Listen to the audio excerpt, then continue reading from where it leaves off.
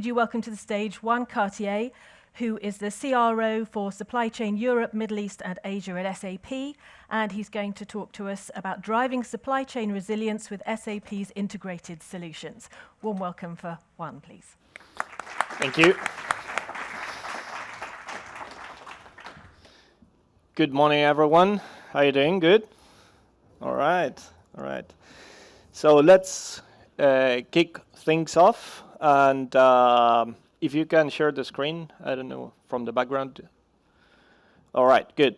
I would like to kick things off by sharing the following graph and ask you a question. And let me know if you are familiar with this graph or not. So please raise your hand if you are. None? Just one, two? That's some SAP colleagues, I know. All right. So you should use this graph to negotiate your salary. And this was developed by the Federal Reserve Bank of New York. And it's the Global Supply Chain Stress Index, which represent, based on the different fluctuations, different episodes that happen based on natural facts or man-made facts. And as you can notice, during the last 5 years, there is a lot of volatility, mainly caused through different events. But also, if I add on top of that the different things that are happening around the world, such as the exponential e-commerce growth, where those customers are bringing same-day delivery requirements, which is adding much more pressure into supply chain. Also, the preferences changed during the time. If they are looking to buy a shirt, for example, probably they will buy 3 different colors, 3 different sizes. They will try them out, and they will return them back to the store, creating additional pressure from a logistic perspective.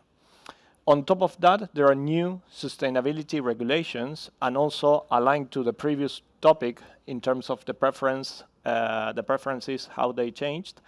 Customers are now more focused on buying products that are more sustainable, but also there is a new regulation that is taxing, that is adding some taxes on top of the wrapping or the package that product is being delivered. So that's something that is creating more pressure from a profitability point of view to supply chain. Climate change is a real thing. We have some floodings in the northern part of India. Last year, a big flood in Valencia, in one of the main of the Spanish ports. And this is also creating more risks to the supply chain. Labor shortages, specifically on those labor-intensive areas, such as manufacturing or logistics, are under pressure, creating more or less profitability into the supply chain. Cybersecurity threats is also a big topic. Last year, a ransomware attacked one of our competitors, and they went out of business for a week, creating a lot of companies, a lot of pain, and also some challenges to be addressed. And last but not least, the geopolitical sanctions, restrictions from buying from specific countries, and also not to mention the tariff framework that we are in, where a new tariff is being announced and published the following day, creating additional restrictions in our supply chain. Also, to reinforce my point, this is another index. Raise your hand if you are familiar with this index. Okay, also our SAP colleagues. Oh no, two there.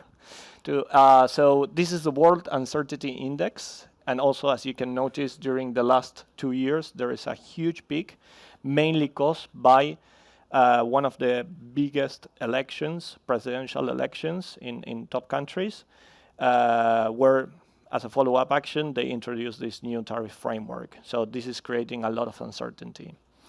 Now, from an S.A.P. perspective, we won't be able to address uncertainty, but at least through our technology, we will enable companies to become more resilient, more agile, and allow them to be more reactive to the different things that are happening around the world. But when adopting technology, we need to be mindful on how we adopt that specific technology.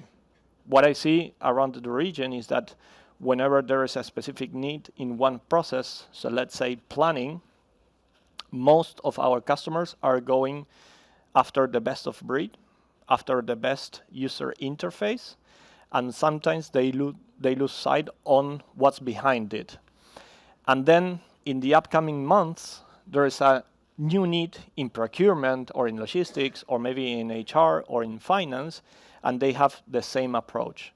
And that leads to fragmented analysis of the problem that they are trying to address, since each of those applications are running a specific database with a specific data set, fragmented to the reality of the scope of that specific solution.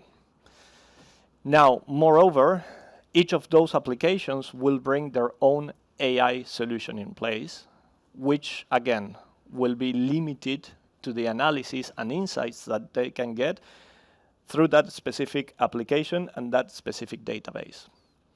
Now, if you really want to get a corporate business AI platform, you need to implement an additional layer, which will bring further complexity to your IT environment.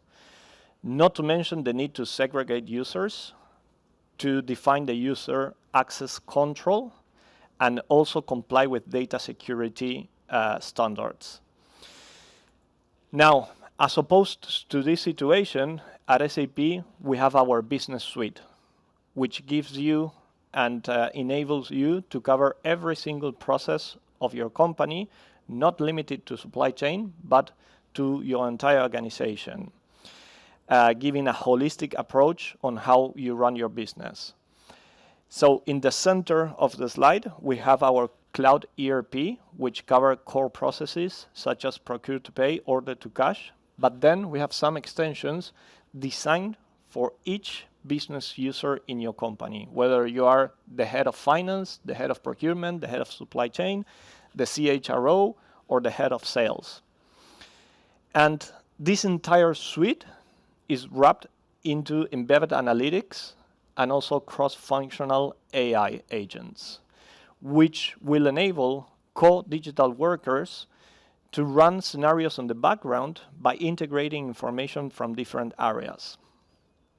Now, let me double-click on the supply chain area, which is the main topic of this track, of this session. Our solution is divided into 6 main pillars, which we cover from design to operate. Starting with design, this solution will accelerate the time to market of their products, managing your received development and all your PLM processes, handing over that information into the planning solution. And in our planning solution, which is the second pillar, this will allow you to define and get the right product at the right location with the right quantity at the right moment, by keeping the service level agreement as high as possible, but also keeping the inventory levels as low as possible. Now, if you have a need of a new material to be able to deliver what you are planning, in the procurement pillar, you will enable a collaboration framework with your suppliers to onboard them on your procurement processes and execute any procurement-related process that you're having with them.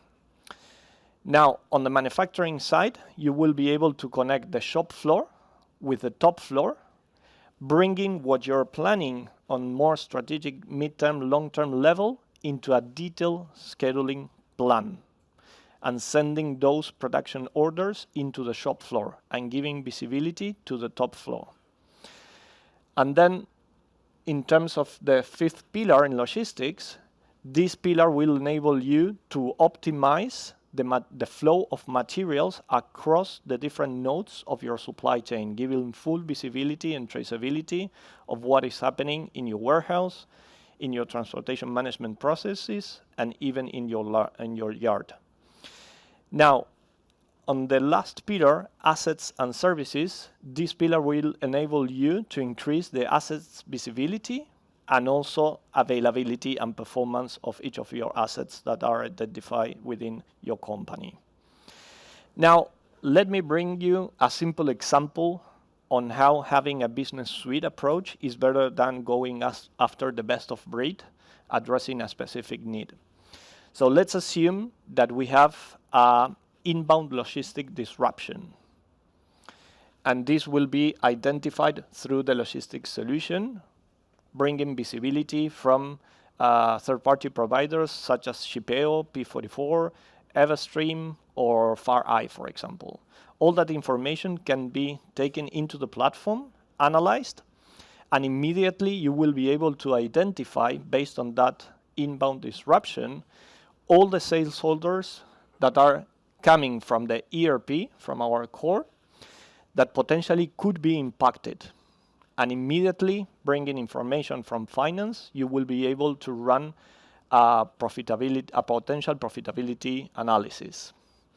Now, you can proactively engage customers through the customer experience solution to try to offer alternative products to mitigate the revenue loss.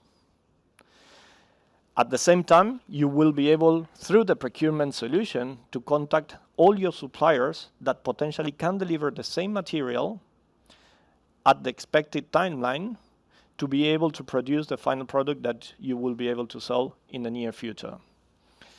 Also, if you get that same material, but let's say a couple of days later, you will be able to navigate through the manufacturing solution to reschedule all your production orders while ensuring that there are no maintenance orders scheduled at the same moment, and also navigating through the HR solution to be able to reschedule all shifts, making sure that you have the right people with the right competencies and no leave requests created in the system. So that's the type of integration that we bring into the table. And what's different from SAP is that we can bring that end-to-end collaboration, and our vision is to enable all that process through agentic AI. So the procurement agentic AI will be notified that there is a disruption in our inbound logistic and will run all that process near autonomous. The manufacturing agentic AI will then get notified by the procurement agentic AI that this is happening and they are getting the material later during the day, and will reschedule all the production orders, and then it will be notified to the HR agentic AI to reschedule those shifts and let the people know that their shifts are being rescheduled. So that's our vision and how we would like to capitalize on our AI platform. And this can only be achieved by having this integrated solution with seamless user experience and cross-functional analytics and AI. Now, let me now transition into a more technical perspective and angle on how this can be achieved. So I recently covered the applications layer, right? Navigating through the business suite and how we have different functionalities for each of the areas. Let me tell you that within that layer, we have more than 7 million data fields that are feeding 400,000 tables in SAP. And we understand the metadata of each of those data fields. We understand how each data field is related to each other. And if we want to run a new process, all that information is now already well known by the system. On top of that, we can also integrate non-SAP applications and bring all that data into the next layer, which is the data layer. This data layer, recently we announced a new product in the market, which is called SAP Business Data Cloud, which is a semantic layer that will harmonize SAP and non-SAP information data into one semantic layer, giving 360 degrees context to each of those metadata fields. And then all that data will feed the agents in the AI layer. And it's how through that layer, how we will take some insights back then into action into the applications. And that's one of the main differences compared to any other software provider.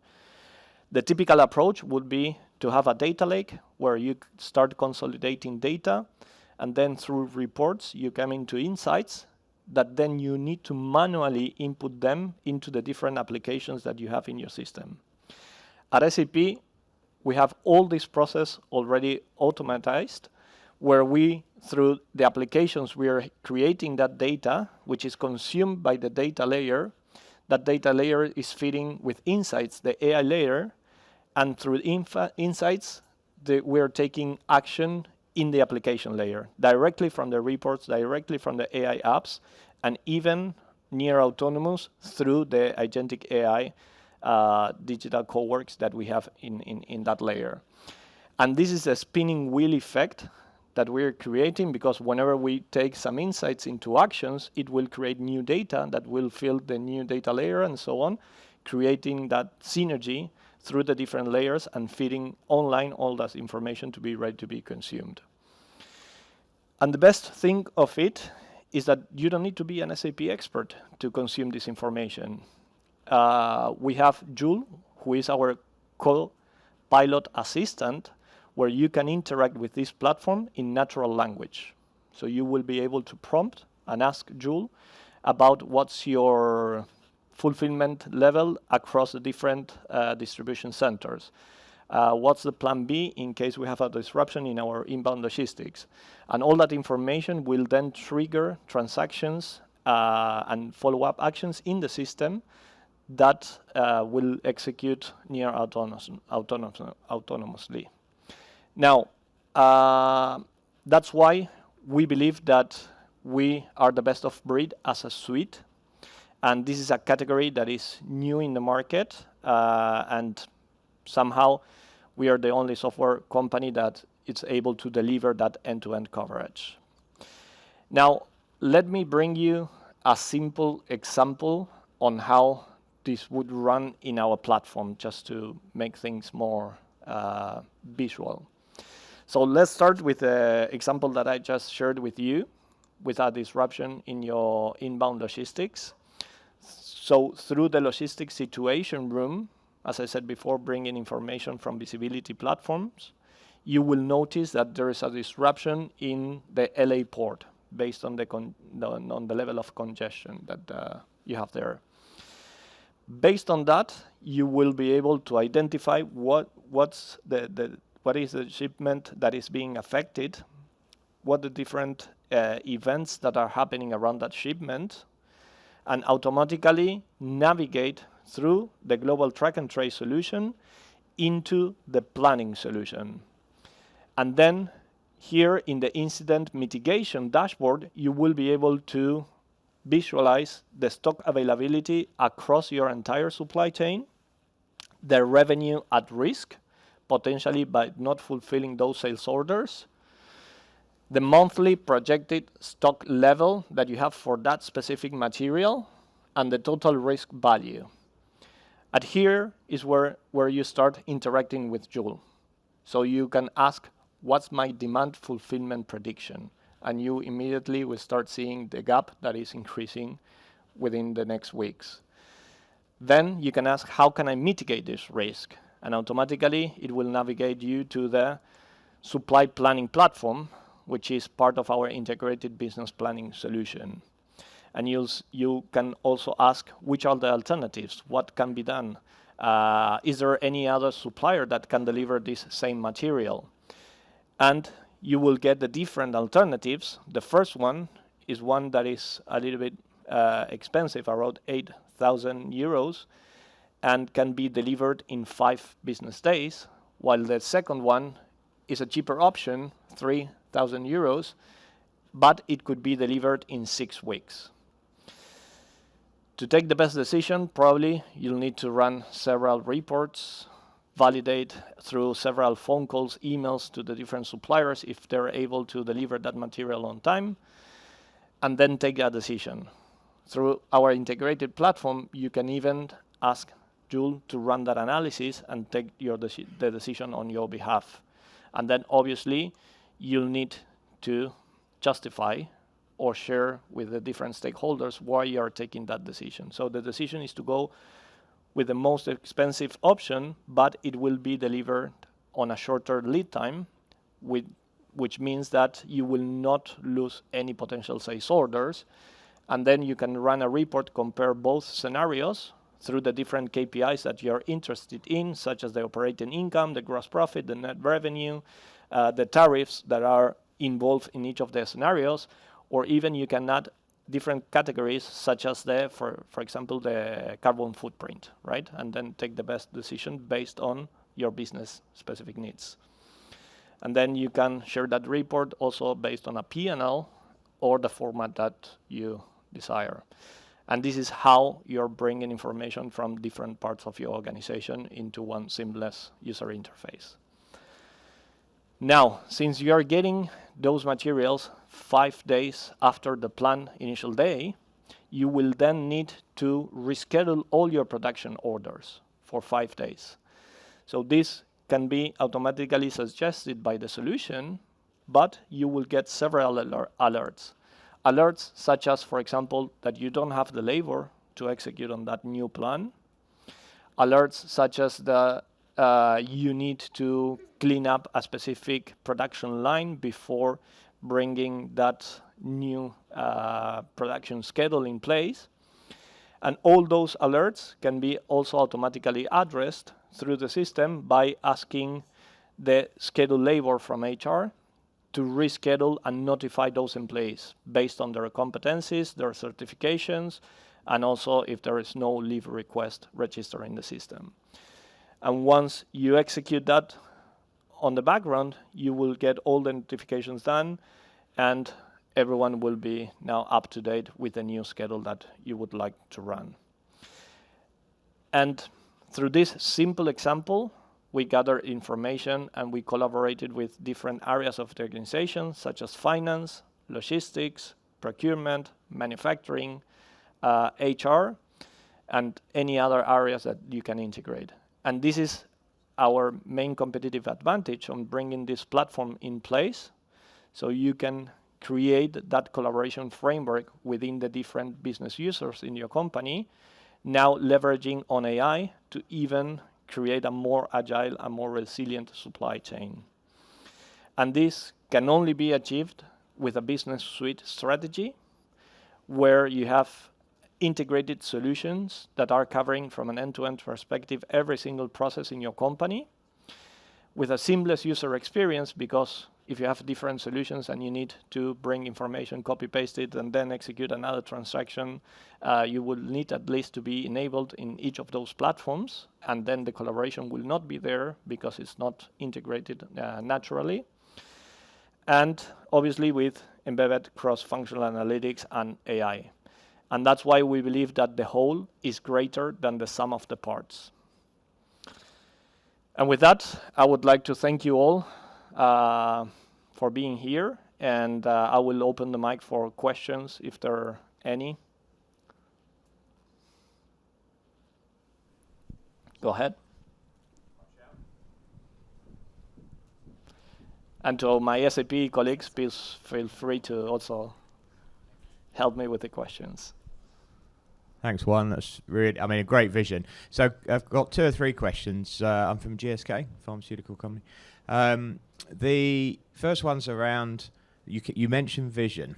So have you got that in place anywhere, for the first question, in terms of that integration? And the second is, for a lot of companies, I guess that framework would rely on ERP in place in factories, markets, etc., globally. So how do you get into that quickly with some quick wins versus launching a 5-year program for putting ERP into every factory and every distribution center and every market to then be able to leverage that overall vision? So can you integrate, if say you've got 10 factories, if they've got 5 on SAP, 5 not, can you integrate that data into the data layer to then be able to give you those insights? Yeah, that's a very good question. So obviously, this is the ideal situation, right, where you're running every single process on an SAP platform. So it would be extremely easy then to run on our vision, which we can leverage on AI and get everything almost automated. Now, we are conscious that based on the reality of our customers and based also on M&A that happened during the last years, there is a mixed landscape. That's why when I shared the 3 layers slide, we were able to integrate non-SAP applications into the equation.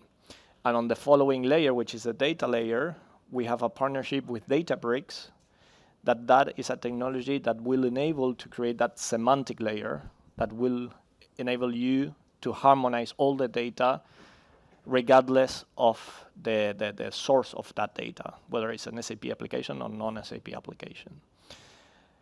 The challenge that you will have is then when you get the insight, if you have everything running on SAP, you will be able to action on that insight through the AI layer. When it's not an SAP application, to execute that, you'll need to invest a little bit more in the project to automate that task in a third-party platform because it's not yet built. But that could be achieved as a quick win. I would encourage customers to prioritize which of the pillar will bring more value to your business, and from there create some level of automation. And since most of the companies around the world are already running the ERP, then you can enable several scenarios. Related to vision versus readiness, obviously that's our ultimate vision, where we would like to enable AI in every single process, in every single area. We do have several agentic AI scenarios ready, even in the supply chain area, but we have a published also roadmap with all the different scenarios that will be enabled in a very short time. But comparing SAP with other software providers, we are in a very good shape. And also based on the integration approach and the business suite approach, we have a unique angle compared to any other software provider. But good question. Thank you.